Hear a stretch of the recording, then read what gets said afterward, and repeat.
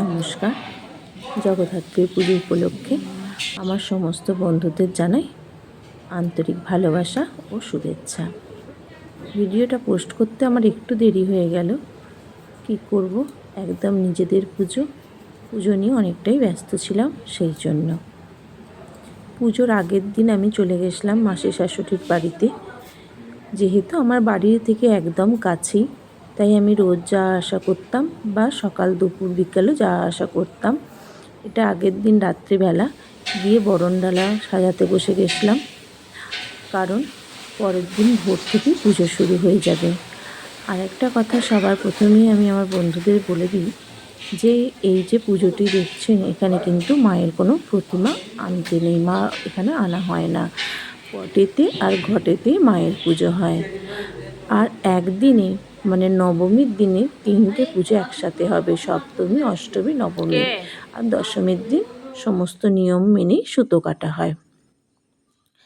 আমি আগের দিন চলে গেছিলাম বরণডালাটা সাজিয়ে নিয়ে, কারণ জগন্নাথ দেবকে সাজাতে বসে পুজো হবে। যে ওখানে মানে আমাদের মাসির ঠাকুর ঘরে যত ঠাকুর ছিল, গোপাল, গোবিন্দ, রাধা, মাধব, জগন্নাথ দেব, নারায়ণ, সবাইকেই নিয়ে আসা হয়েছিল এই বেদিতে, কারণ পরের দিন সবাইকে একসঙ্গে পুজো করা হবে।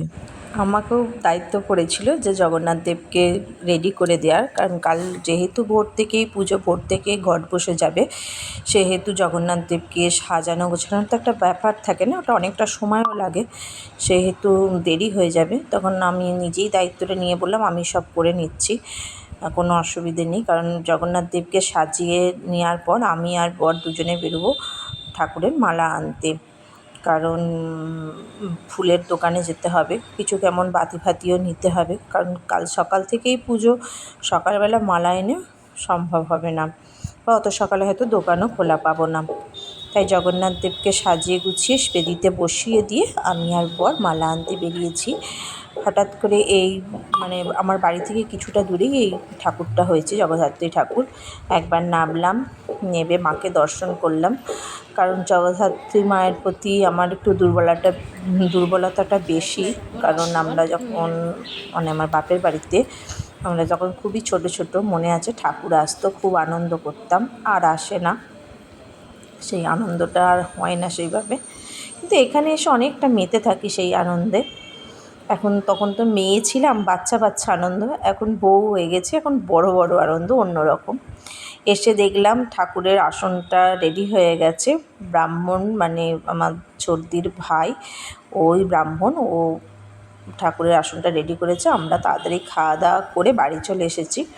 এসে দুধটা রাত্রিবেলা, যেহেতু আমরা সবাই দুধ খাই রাত্রিবেলা, সেহেতু দুধটা গরম করে খেয়ে নিলাম। পরের দিন সকালবেলা উঠেই আবার আমাকে চলে যেতে হয়েছে ওখানে। স্নান টান সেরে বাড়ির পুজো করে আমি চলে গেছিলাম ওখানে। গিয়ে যাওয়ার পরেতে একটু ঠাকুরের ওখানের কাজকর্ম করে, মানে জগদ্ধাত্রী মায়ের ওখানে কাজকর্ম একটুখানি করে, তখন বড়দি বললো চলো মা কালীর মন্দিরের পুজোটা করিয়ে নিয়ে আসি। তা বাড়ির একই ঠাকুর, একজন ভোগ পাবে আর একজন পাবে না, সেটা তো হয় না। ওখানে মা কালীর পুজো আজা সেরে নিয়ে আবার এখানে চলে এসেছি। এখানে পুজো বসে গেছে। পুজোয় একজন ঘটের কাছে বসেছে আর একজন দাদা চণ্ডীপাঠ করতে বসেছে।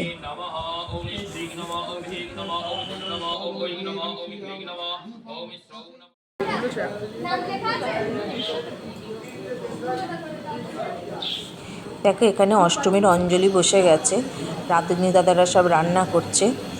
আর এই যে দাদাটা দেখতে পাচ্ছ, যে দাদাটা এখন ওই আলু ভাজছে, এই দাদাটা কিন্তু ব্রাহ্মণ বলেই, যেহেতু ভোগের রান্না অনেকটা, মানে বলেইছি যে সপ্তমী, অষ্টমী, নবমী 3 দিনের পুজো একসঙ্গে হয়, সেহেতু ভোর থেকেই ভোগের ব্যবস্থা থাকে। তাই এই দাদা ব্রাহ্মণ বলে প্রথমে ভোগের দায়িত্বটা এই দাদার কাছেই দেওয়া হয়। দাদা ভোগটা করে দেয়, দিয়ে দাদা চলে আসে যেখানে সবাই খাওয়ানো হবে, যে মানে সেখানে যে রান্নাটা হয় সেই রান্নার কাছে আবার দাদা চলে আসে। তবে দাদার অনেক হেল্পার থাকে, হেল্পাররা দাদাকে হেল্প করে, তারা আগে একটু এগিয়ে রাখে, তারপর দাদা এসে বাকিটা ধরে। তা কারণ আর আমাদের ওপর দায়িত্ব থাকে, আমরা শুধু টাইমে টাইমে ভোগটা পেরে দিই বা ভোগটা নিয়ে আসি মায়ের কাছে। এখানে এটা অষ্টমী হয়েছে, আমি সপ্তমীর অঞ্জলি দিয়ে আমি একটুখানি খেয়ে নিয়েছিলাম, কারণ অনেকক্ষণ না খেয়ে খালি পেটে আমি থাকতে পারি না। খেয়ে দিয়ে যেটুকুনি যা কাজ ছিল করেছি। এটা অষ্টমীর এখন আরতি হয়েছে, হয়ে অঞ্জলি হয়ে আরতি হলো।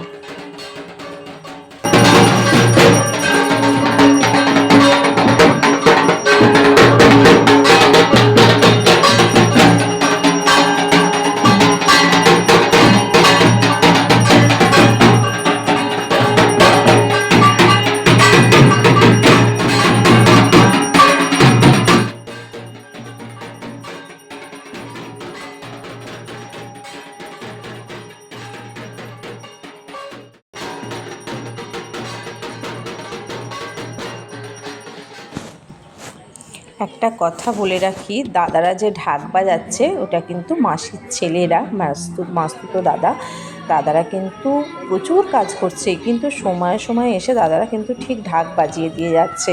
মানে বাড়ির পুজো, ব্রাহ্মণ, ঢাকি, ঢুলি সব বাড়ির। আমি একটুখানি দাঁড়িয়ে দাঁড়িয়ে প্রসাদ খেলাম, খেয়ে চলে এসেছি খাবারের কাছে। দেখো গোবিন্দভোগ চাল আর সোনামুগ ডালের খিচুড়ি হয়েছে এখানে। খিচুড়িটা কিন্তু খুব সুস্বাদু হয়েছিল, আর মায়ের খুব সুস্বাদু হবে না সেটা তো হয় না। আর জগদ্ধাত্রী পুজোয় এত বৃষ্টি হয়েছিল না, যার জন্য একটা পচা গন্ধ ছাড়ছিল, যার জন্য আমার ভাসুরছি একটা ধুনো নিয়ে বেরিয়ে পড়েছিল, বললো মশাও যাবে আর পচা গন্ধও চলে যাবে। তা দেখো প্রথমে খিচুড়ি, তার সঙ্গে আলু ভাজা, লাফড়া, বাসন্তী পোলাও, আলুর দম, চাটনি, পাঁপড়, পায়েস, বোঁদে, রসগোল্লা, আর ছিল পাশপাশ। মানে রান্নাগুলো সব কটা রান্না খুব সুন্দর হয়েছিল, দারুণ হয়েছিল রান্নাগুলো। আর বোঁদেটা ঘরে আগের দিন ভাজা হয়েছিল। মিষ্টিটাও খুব সফট ছিল, রসগোল্লাটা পরে জানলাম দাদা নাকি অর্ডার দিয়েছিল বড়দা, যে রসগোল্লাগুলো যদি ভালো না হয় আমি কিন্তু পয়সা দেবো না। তা সত্যি রসগোল্লাগুলো খুব সুন্দর ছিল। এরপর হয়ে গেল সন্ধ্যাবেলা, সন্ধ্যা আরতিতে লুচি সেতলে ছিল, মিষ্টি, লুচি, নারকেল নাড়ু দিয়ে মায়ের সন্ধ্যা আরতি হয়ে আপাতত পুজোর দিন এখান পর্যন্তই সমাপ্ত হলো। কিন্তু একটা বিশেষ কথা হচ্ছে, পরের দিন আমি এতটা অন্য কাজে, মানে আমার বাড়ির কাজে ব্যস্ত ছিলাম যে আমি যেতে পারিনি, তাই পুজোর কোনো ভিডিও বা বিজয়ের ভিডিও আমার পক্ষে তোলা সম্ভব হয়নি। কিন্তু একটা ভিডিও তুলেছি, একটুখানি সবাই আনন্দ করেছে, নাচের ভিডিও, সেটা আমি একটা অন্য ভিডিওতে শেয়ার করব। সবাইকে শুভরাত্রি জানালাম, ভালো থেকো। আর আমার ভিডিওটা ভালো লাগলে লাইক করো, কমেন্ট করো আর সাবস্ক্রাইব করে দিও।